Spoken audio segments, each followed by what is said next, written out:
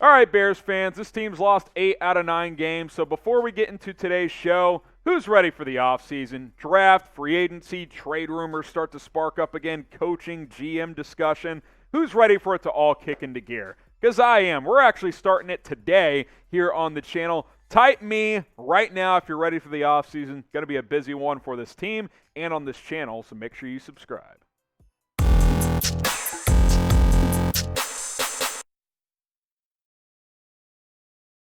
I'm your host, Harrison Graham, on Chicago Bears Now. Today's show, we're going to take a look at all of the Bears' impending free agents for 2022.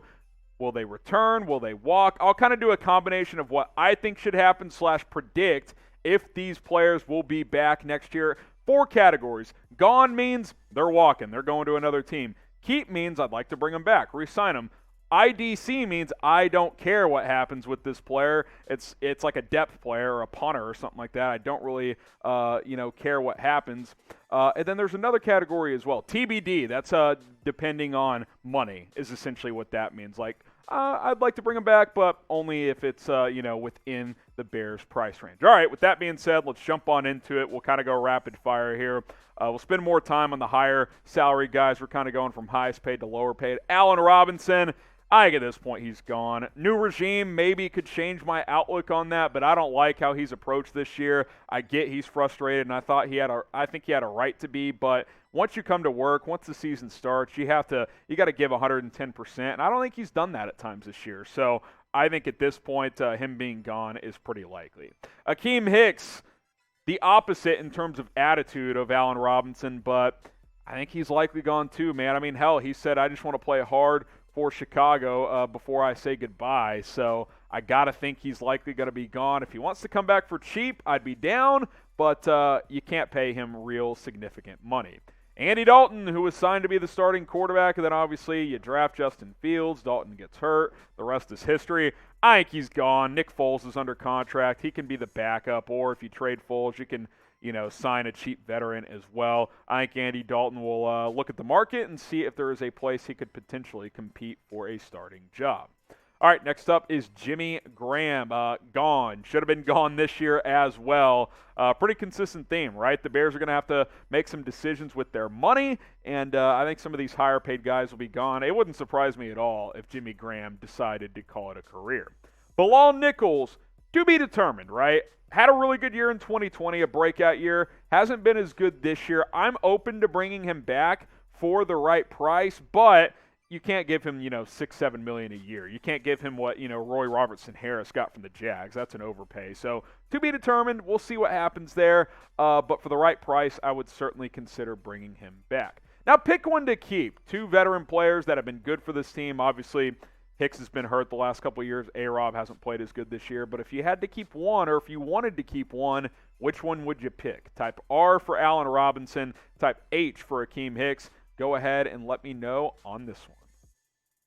Now, BetUS is our sponsor on today's show of Chicago Bears Now. And if you want to go bet on games, prop bets, NBA games, doesn't even have to be NFL, college football bowl games, one place to do it, chatsports.com/Bears, promo code BEARDOWN. If this is the first time watching this show, we have a free jersey giveaway opportunity for any new BetUS customer. So get signed up and deposit at chatsports.com/Bears. Use that promo code BEARDOWN. That'll get you the deposit bonus. Got to deposit a minimum of $100. You'll get 125% bonus there. Place a bet on any game for any amount. Just lay $5 here, $5 there. It doesn't matter. A lot of you guys spend all $100 in the main part of your account. It's like, no, don't do that. Just spend $5. It's no big deal. We just have to see that you've placed a bet. And then email us, jersey@chatsports.com. We'll hook you guys up with this brand new Navy Justin Fields jersey. We'll confirm your account got going, that you placed a bet, and then we will get your jersey size and your address info and email you a brand new Justin Fields jersey. So follow those steps, chatsports.com/Bears, and then email us, jersey@chatsports.com. All right, let's keep it moving. Germain Ifedi, see ya. I don't need Germain Ifedi. He's not a good player. And honestly, him getting after Tevin Jenkins, I get you don't want to get the penalty, but at least Jenkins was defending his quarterback. Germain Ifedi wasn't doing that. Tashaun Gipson, I think he's also gone. A lot of guys I'm looking to not bring back. He has not played as well this year. I mean, hell, I thought Tease Tabor and Deon Bush played better than he has most of the year. against the Vikings. So, yeah, I thought Gipson was pretty good in 2020, not very good in 2021. Jakeem Grant, I'd like to keep him. I'd like to bring back Jakeem Grant. I mean, hell, you traded a 6th-round pick for him. You might as well bring him back, right? He made the Pro Bowl as a returner. I think with the right coach, you could use him on offense as well. We've seen him at times in his career be a good player on offense, not just on special teams. So I'd like to keep him and keep him as a gadget guy. And hell, we don't know the future of Tariq Cohen, so keeping a guy like Jakeem Grant could make a lot of sense. Jason Peters, you could almost talk me into bringing him back if he wanted to be the swing tackle and be a mentor. That seems unlikely to me. If he's not going to start, why would he come back at 40 years old? I have nothing but respect for the bodyguard, but reality is he'll probably call it a career. Pat O'Donnell, the punter, I don't care. I looked up the statistics. He is literally middle of the pack in punting average. So good punter, not great.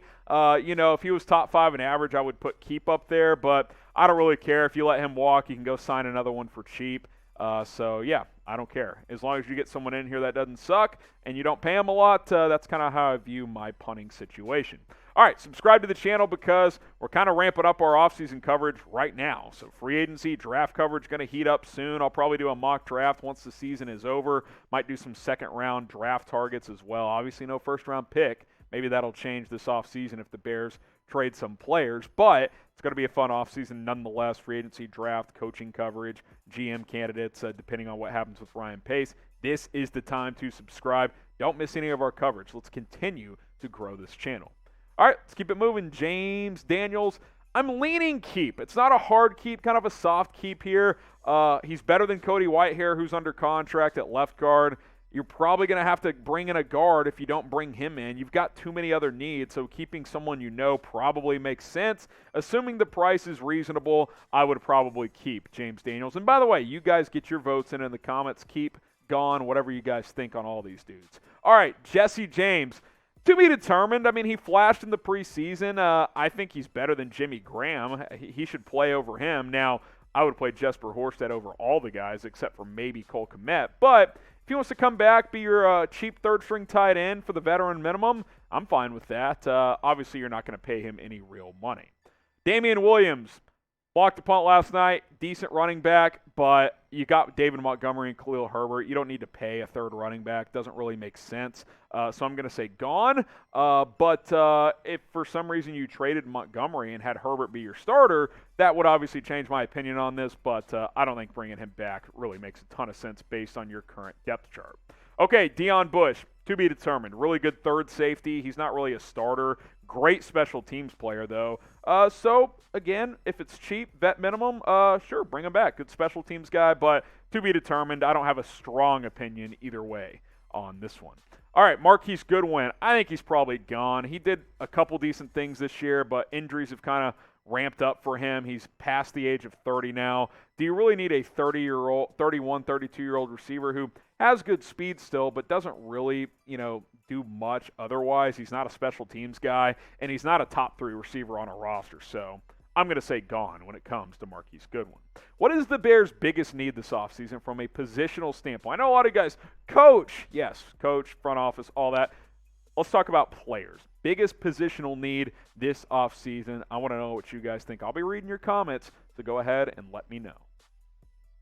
All right, more guys here as we get kind of to the deeper part of the roster. Christian Jones, gone. I mean, if he wants to be a cheap 4th or 5th linebacker, fine, but I don't really have a strong outlook on his play this year. Damiere Byrd, I'll put him to be determined. He flashed against Green Bay. I think the Bears did a poor job of utilizing him throughout this year. Now, he wasn't good against the Vikings. Dropped 1 or 2 passes, dropped a punt as well. That was not a good showing. Now, he shouldn't have been back there on punt return. Once Grant got hurt, they should have put Jakeem Grant back there. Or no, Daz Newsome back there. But to be determined. If it's cheap and he wants to be your number 3 or 4 receiver, that's fine. Otherwise, I'm good with moving on from him.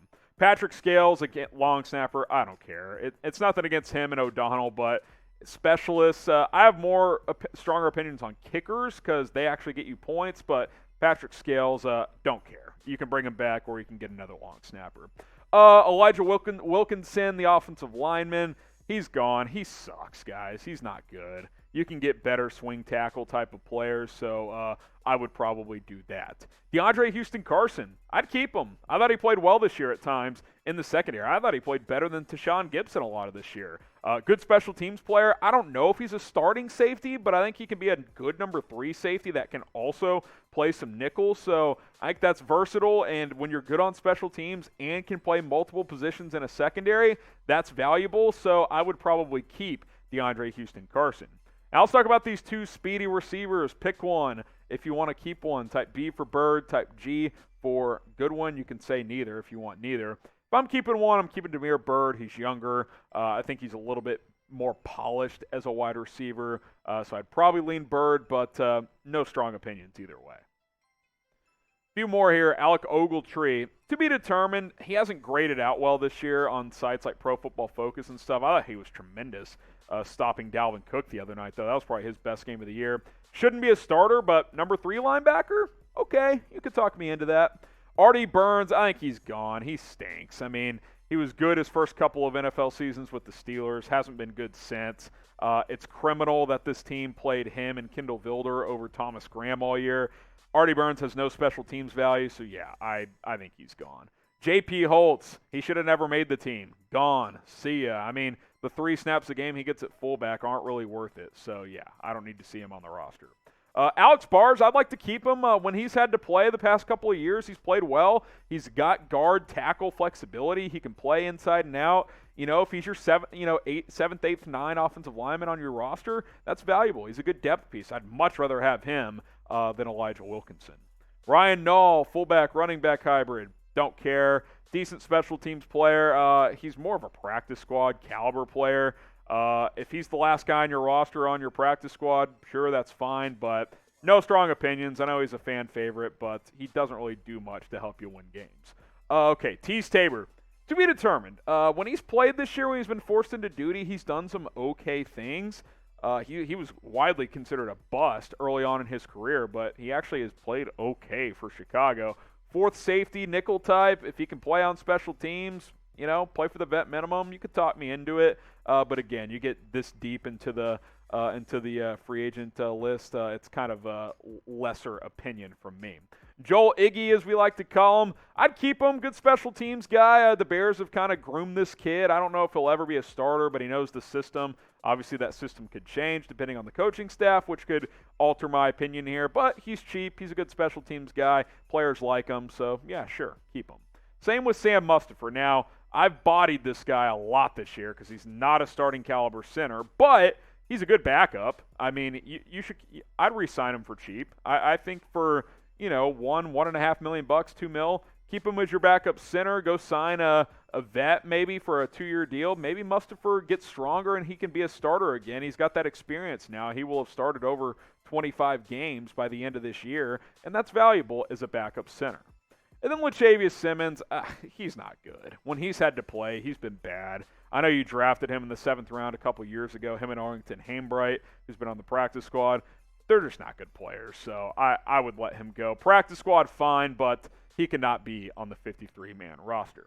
So there you go, 29 free agents for the Chicago Bears. Name a free agent you want the Bears to keep this offseason. Just went through all of them. Name one guy that you want to keep this year.